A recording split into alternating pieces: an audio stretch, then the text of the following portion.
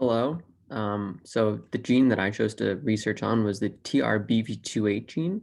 So where is this gene and what kind of does it do? So this gene is located on chromosome 7 on the long arm, which is represented by the Q34. This gene is actually kind of small in comparison to the greater scheme of what's all located on chromosome 7 with 501 base pairs. And the overall gene has over 142 million base pairs. So as you can see, it's in the greater scheme of things, it's really small. So what is this gene?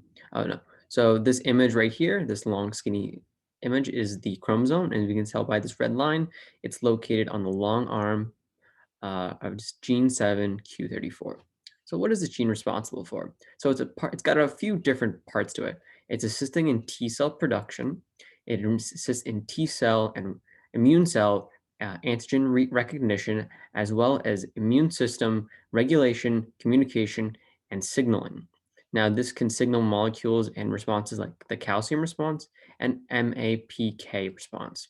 And these are really important when we're fighting off infections, as these T cells can identify and communicate with other cells, normal cells, immune cells, and tell them that, okay, there is an invader, they need to react in a certain way and release a certain product to help fight and defend the body. So how does this affect a human life?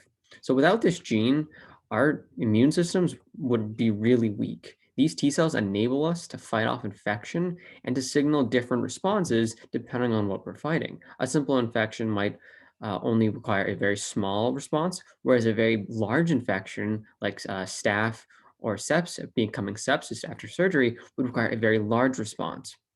So these also help with our body's natural immunity. Now, these T cells and other immune system cells have this ability to recognize antigens, and antigens are what remains after a virus or bacteria have been defeated. Now, once the body recognizes this antigen, it has a more efficient time of fighting it if it comes into contact with it again. And this allows us to slowly build up immunity and not get us sick each time we counteract this virus or illness.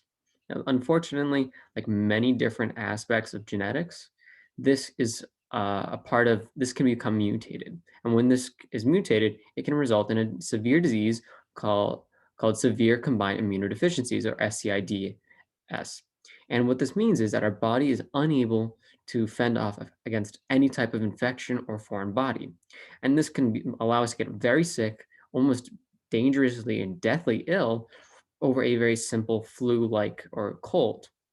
And as you can see with these pictures, this is the cycle of how T cells function. We see the virus infect the cell. We see the T cell connect to the infected cell and release its response. And this activates more cells and causes replication, and it attacks the virus, leaving behind this original kind of mutated cell.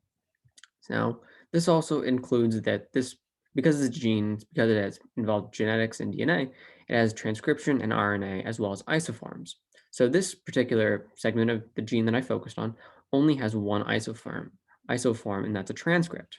And as we can see up this very skinny orange and white picture, uh, the solid orange bars have approximately two exons. They represent the exons, and this middle triangular shape in the white is the intron. So there's one intron and two exons, and it's made up of 501 base pairs. Now, this entire thing codes for a single protein, which is protein 14AA.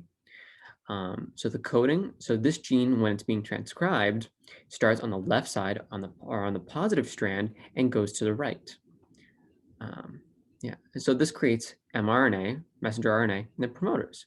So as you can see on the picture to the left, we see that it has a start and stop codon represented in red for the start, blue for the stop, which is ATG and TGA.